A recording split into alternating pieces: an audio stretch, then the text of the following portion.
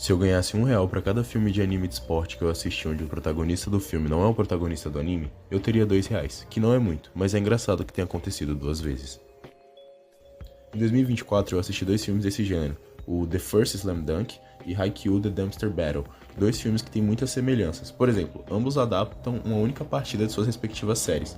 Os dois são filmes extremamente emocionantes e empolgantes, e o principal para esse vídeo, os dois não têm os protagonistas das obras originais como centro do filme. O roteiro que eu escrevi para esse vídeo ficou muito grande, então ele vai ser dividido em 2 partes. Se você tá vendo esse vídeo no futuro, procura aí no canal que já deve ter a segunda parte. Se você tá vendo no presente, espera um pouquinho que não vai demorar para eu lançar a parte 2, tá bom?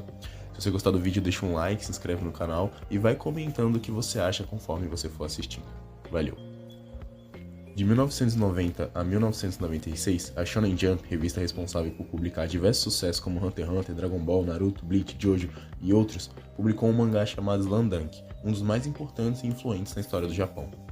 A história escrita por Takehiko Inoue contava a história de Hanamichi Sakuragi, um valentão que decide começar a jogar basquete para chamar a atenção da garota dos seus sonhos. Sim, basicamente é a história de um cara que não sabe absolutamente nada do esporte e só quer impressionar uma gatinha. Apesar de parecer uma premissa boba e sem potencial, Slam Dunk se tornou um sucesso, e eu acredito que isso se deve ao amor que o autor colocou em sua obra. Takehiko decidiu escrever Slam Dunk porque durante sua adolescência ele era exatamente como Sakuragi, um cara que jogava basquete para impressionar as garotas, e ele mal sabia que esse simples desejo de motivação moldariam toda uma geração japonesa que viria depois dele. E apesar da motivação inicial, tanto Takehiko quanto Sakuragi se apaixonam pelo basquete, e isso fez com que ele mudasse a vida dos dois. Quando perguntado sobre o que era Slam Dunk, a resposta do autor sempre era algo como: quero contar uma história que mostre como os atletas se sentem quando vencem, quando perdem, quando treinam e quando melhoram. E é nessas palavras que encontramos o segredo do sucesso de Slam Dunk. O esporte sozinho não é nada, mas se ele está acompanhado de pessoas incríveis, ele se torna imbatível. Slam Dunk encerrou sua série em 1996 com 31 volumes e até hoje se mantém no top 10 de mangás mais vendidos de todos os tempos. Além desses números, Slam Dunk foi muito importante para a popularização do basquete no Japão, tendo o próprio autor criado diversos projetos que davam bolsa de estudos para jovens que jogassem basquete. Depois de finalizar Slam Dunk, Takehiko fez outros trabalhos, dentre eles Vagabond, que talvez seja o mais popular deles, e foi outro sucesso, mais uma história que tinha como seu ponto forte os personagens que eram tão bem escritos que pareciam reais. E acredito que foi por isso que em 2003 a Toei Animation procurou Inoue para desenvolver um filme de Slam Dunk, mas ele rejeitou. Depois disso, uma força-tarefa foi montada para fazer uma nova proposta. Essa equipe desenvolveu uma série de animações que mesclavam 2D e 3D que trouxessem uma sensação de mais realismo à obra. Os custos dessa produção se aproximavam a de um filme, e quando apresentaram para Takehiko, ele recusou de novo, dizendo que aquilo não se parecia com o que ele tinha escrito, não parecia que os personagens estavam vivos.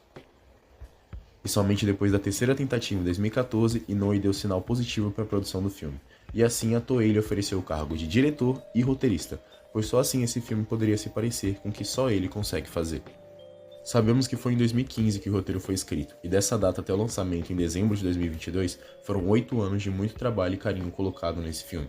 E caso você não esteja familiarizado com os bastidores de filmes de anime, eles não costumam ter superproduções que levam muito tempo, porque a ideia geral é que sejam lançados em momentos oportunos de sucesso do anime, e isso é algo difícil de prever, então os filmes não costumam demorar mais de 1 ou 2 anos para serem feitos, como os filmes de One Piece ou os filmes de Demon Slayer. Mas por conta de tudo que eu falei anteriormente, esse projeto do filme de Slam Dunk seguiria por um caminho diferente. Ter o autor original da obra tão envolvido no projeto trouxe muita alma e vida em tudo. Ele, por exemplo, fez novos designs dos personagens principais, ao invés de usar os antigos. Também opinou sobre como deveria ser o uso do 2D e 3D e como eles se misturariam. Opinou sobre a paleta de cores, e as palavras de quem trabalhou com ele durante o desenvolvimento do filme eram de que ele gostaria que o filme fosse como ver seu mangá animado, e seu entusiasmo era empolgante. Quando perguntado por que quis se envolver no projeto, ele disse que viu uma imagem de Sakuragi e se divertiu, e que seu único papel era fazer o máximo para que todos os personagens parecessem estar vivos. Pausa no vídeo. Esse modelo de vídeo é um experimento que eu estou fazendo, e para saber se ele funciona, eu preciso muito do seu apoio. Então se você assistiu até aqui, além de curtir e se inscrever, caso você não seja inscrito, comenta aí Sakuragi lenda para eu saber que você viu até aqui. Muito obrigado. Ok. Espero ter conseguido te mostrar o porquê o projeto desse filme era tão aguardado e tão importante para a indústria japonesa. A história do Sakuragi foi marcante na vida de diversas pessoas, e ele se tornou um personagem muito amado por todo mundo que consumia a obra. Mas, imagina a surpresa das pessoas quando descobriram que ele não seria o protagonista do filme. De acordo com o autor, com Sakuragi como protagonista, a história trazia infinitas possibilidades e grande potencial, muita comédia e uma leveza quando se pensava em basquete. Mas a história que ele queria contar nesse filme era sobre viver a vida com dor e superá-la. e foi por isso que o escolhido para protagonizar essa história foi Ryota Miyagi. O filme adapta a partida final do mangá, porém da perspectiva de Ryota Miyagi, o armador do time, que no mangá é o amigo mais próximo do Sakuragi, o que permite que o filme seja uma porta aberta para quem nunca teve contato com a obra e também traga novas experiências para quem já a consumiu.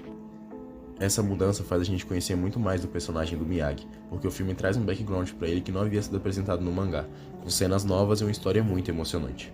O filme decide nos contar a história do Ryota enquanto a partida acontece, e isso é extremamente genial, porque nós vemos aqui como o basquete é parte fundamental da vida do personagem, o que se comunica muito bem com quem já se dedicou a qualquer esporte ou qualquer coisa na vida no geral. Ryota é o armador do time, ele é o responsável por organizar, ditar o ritmo do jogo e abrir espaços. E numa coincidência engraçada, talvez o que Ryota mais tenha tido em sua vida é espaços abertos em seu coração. Não vou entrar em spoiler nesse vídeo, mas a história de The First Slam Dunk decide abordar diversos temas complexos, como o luto, problemas familiares, ansiedade e dificuldade de pertencimento. Tudo isso enquanto você assiste uma partida de basquete do colegial de uma região do Japão. E ao mesmo tempo que a história nos conta a história de Ryota e mostra todas as dificuldades e dores que ele teve em vida, ela não mistura as coisas de fato. As dificuldades que ele tem na partida são criadas pelo próprio esporte. Marcação intensa, dificuldade de respiração, decisões rápidas. É quase como se o filme quisesse nos mostrar que durante a partida, Ryota se vê em lugares muito parecidos com os quais já esteve durante a vida. Takehiko Inoue, o que você tá fazendo, cara? Eu só queria assistir um filme sobre basquete. O Ryota que você vai ver enquanto armador da Shouhoku é somente um baixinho que tá tentando descobrir como fazer seu time, os Azarões, ganharem o campeonato do melhor e mais imponente time do colegial. Você pode até simpatizar com ele por conta das dificuldades que ele vai passar durante o jogo, mas é somente quando você vê ele como um todo que você consegue entender a complexidade dele. E no fim, quando praticamos um esporte competitivo, é mais ou menos isso que acontece. Você dificilmente vai saber quais são as motivações e dores que seu adversário carrega. O que você vai ver é ele tentando fazer tudo para te superar. E é assim que ele te verá também. E The First Slam Dunk utiliza disso para transformar a experiência do filme em algo muito mais além do esperado. A ideia de falar sobre temas mais densos e trazer o Ryota como protagonista é muito legal, porque além de funcionar melhor, nós temos o privilégio de vermos o Sakuragi de outro ponto de vista, um cara engraçado e extremamente bizarro que, se você não conhece a obra, vai com certeza sentir curiosidade em pensar como esse cara foi o rosto de um dos mangás mais populares da história. E sinceramente eu não tenho resposta para isso, mas eu vou voltar a ler Slam Dunk e, se tudo correr bem, eu volto para contar para vocês.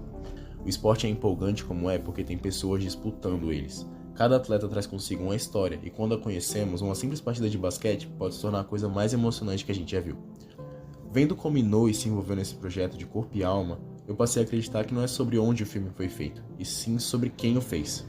Eu acredito que o propósito de um filme é o que faz ele se tornar acima da média. Durante todo o processo criativo de Slam Dunk, desde o mangá até o lançamento do filme, tudo foi sobre propósito. Foi ele quem fez Inoue recusar durante uma década sua participação no filme. Foi ele quem fez com que mais 8 anos fossem necessários para o filme ficar pronto. Foi ele quem fez com que o autor decidisse que seria necessário outro protagonista para contar essa história dessa vez.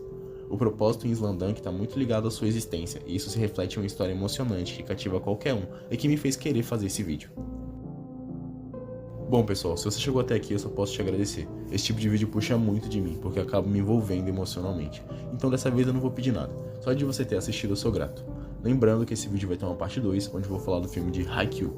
Até lá, fiquem bem e tamo junto.